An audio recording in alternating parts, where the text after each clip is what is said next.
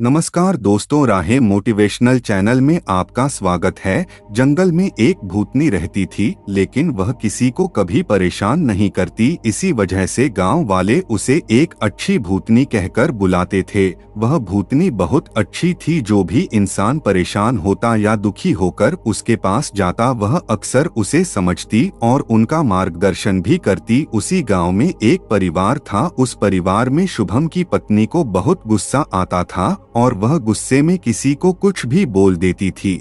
लेकिन ज्यादा गुस्सा और फालतू बोलने की वजह से कभी-कभी उसके घर वालों को काफी दुख होता था कि उसे इतनी भी समझ नहीं है कि गुस्से में क्या बोलना चाहिए और क्या नहीं बोलना चाहिए। लेकिन गुस्सा करने के बाद जब उसका गुस्सा शांत होता, तब वह आके माफी भी मांगती कि मेरे से बहुत बड़ी गलती हो गई, मुझे क्षमा करें, आगे से मैं ऐसा बिल्कुल नहीं करूंगी। लेकिन इतना करने के बाद भी उसका गुस्सा कभी खत्म नहीं होता था और वह हर छोटी छोटी बात पर गुस्सा होने की उसकी आदत बन गई थी। एक बार उसकी गलती की वजह से घर वालों ने उसे बहुत सुनाया और उसे बुरा लग गया और वह घर छोड़ के शाम के वक्त कहीं चली गई। वह गुस्से में घर से बाहर निकल तो गई थी, लेकिन वह जाए भी तो कहां जाए, और गुस्से में चलते चलते जंगल की ओर चली गई। उसी जंगल में जिस जंगल में वह भूतनी रहती थी, रात हो गई और अब वह घर जाने का रास्ता बिल्कुल भूल चुकी थी। उसे पता नहीं था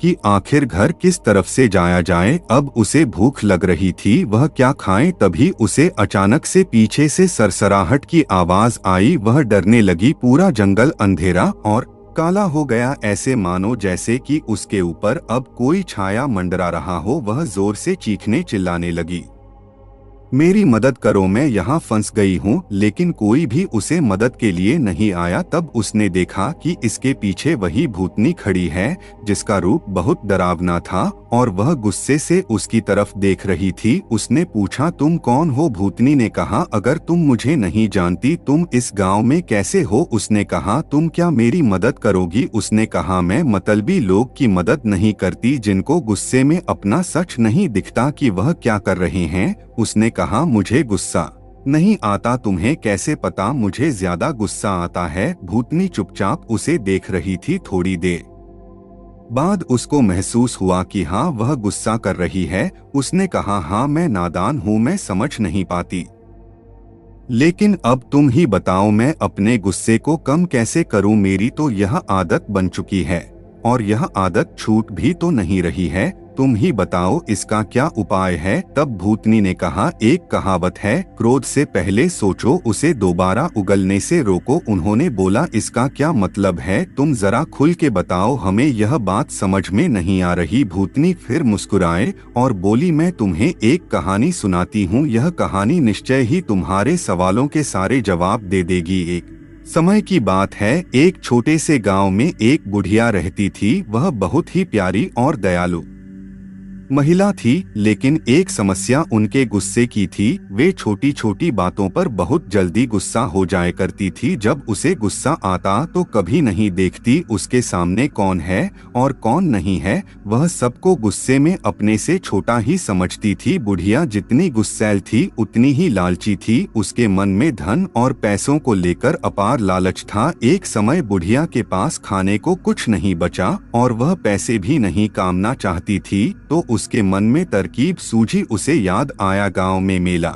लगा है, क्यों ना इस मेले से कुछ लाभ लिया जाए। बुढ़िया ने सोचा कि यह एक अच्छा मौका है। उन्होंने गांव के लड़कों को बुलाया और कहा, मेरे पास एक चुटकुला है, अगर मैं तुमको हंसाओगी तो तुम मुझे एक सिक्का देना, लेकिन अगर मैं तुमको हंसा ना पाओगी तो मैं तुमको 2 सिक्के दूंगी। अब बुढ़िया अंदर ही अंदर बहुत खुश हो रही थी कि इन बच्चों को बेवकूफ बना के अब मैं पैसे भी कमा लूंगी और मेरा काम भी चल जाएगा। इन्हें भला क्या पता लगता, बच्चे तो वैसे ही चुटकुला से हंसते हैं। लड़के राजी हो गए। बुढ़िया ने चुटकुला सुनाना शुरू किया, परंतु उनकी बुद्धि इतनी तेज थी, वे सब उस बुढ़िया के बारे में अच्छी तरह जानते थे कि वह लोगों को बेवकूफ बनाती है और वह धन की कितनी लालची है। इसलिए सभी लड़के मिलकर पहले से ही प्लान बना लिए थे कि हमें इसके चुटकुले पर हंसना नहीं है और जो मर्जी हो जाए, हमें बेवकूफ नहीं बनना है। बुढ़िया ने उन लड़कों से पूछा, क्या तुम सभी तैयार हो? लड़कों ने जवाब दिया, हाँ बिल्कुल, हम सब तैयार हैं, आप चुटकुला सुनाओ। फिर बुढ़िया ने एक मजेदार चुटकुला सुनाया, लेकिन किसी भी लड़के ने थोड़ी सी भी हंसी नहीं निकाली। बुढ़िया डरी सहमी, लेकिन उसे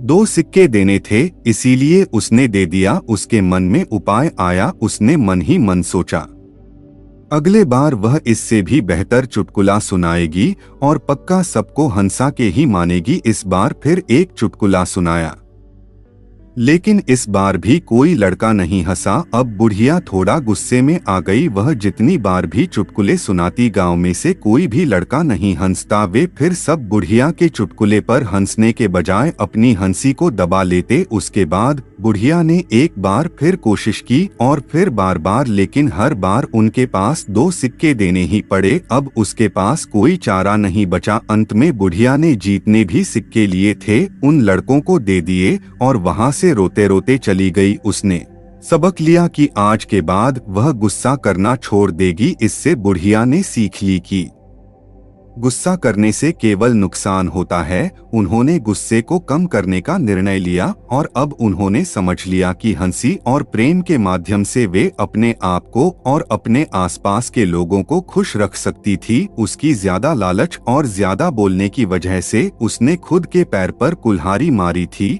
और अब उसने सभी सारा कुछ गवा दिया। उसके पास अब पश्चाताप करने को भी कुछ नहीं बचा। अंत में वह खाली हाथ घर को लौट गई। इस कहानी को सुनकर उस औरत ने भूतनी से कहा, अब आप ही बताइए कि गुस्सा को आखिर कम कैसे किया जाए। आप जो बोलेंगे हम निश्चय ही करेंगे।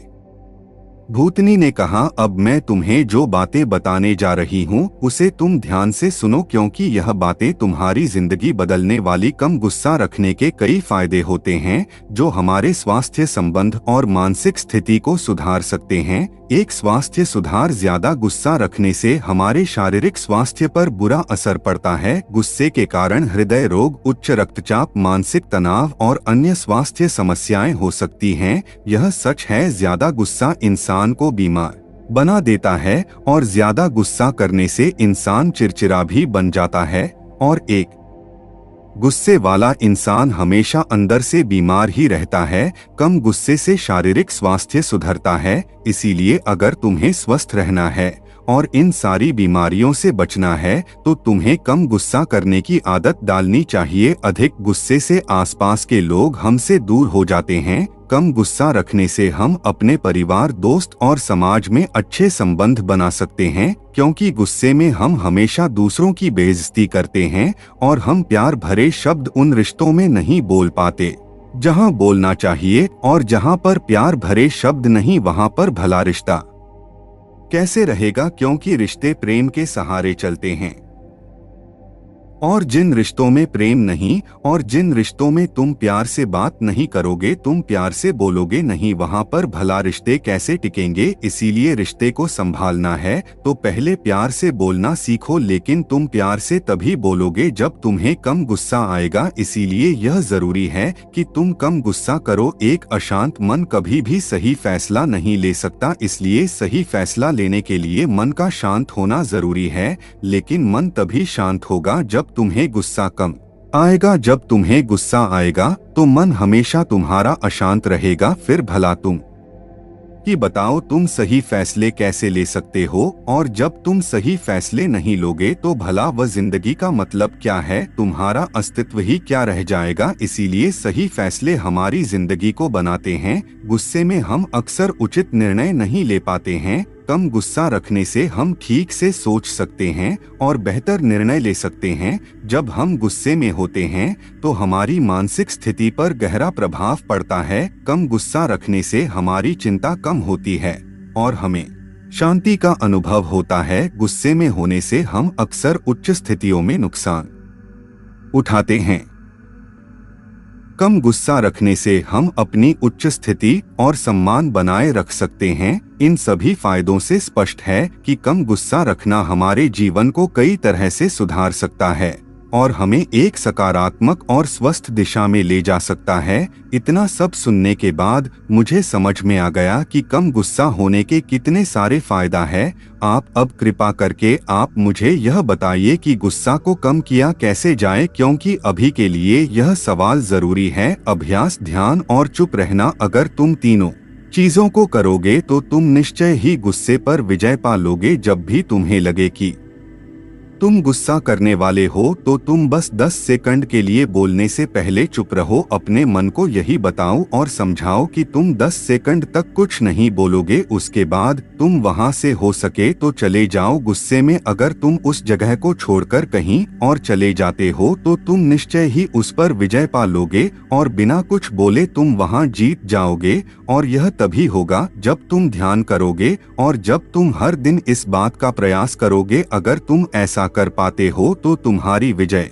निश्चित है। इतना सुनने के बाद उस औरत की जिंदगी बदल गई और उससे भूतनी का धन्यवाद कहा और खुशी खुशी अपने घर आकर शुरुआत करी। और अब वह पहले से बदल चुकी थी। मुझे उम्मीद है कि आपको यह कहानी पसंद आई होगी और काफी कुछ सीखने को मिला होगा। कहानी के बारे में अपने विचार आप हमें नीचे कमेंट बॉक्स में कमेंट करके बता सकते हैं। बाकी अगर यह कहानी आपको अच्छी लगी हो तो इस वीडियो को लाइक करें और ऐसी और कहानी सुनने के लिए राहें मोटिवेशनल चैनल को सब्सक्राइब करें। धन्यवाद।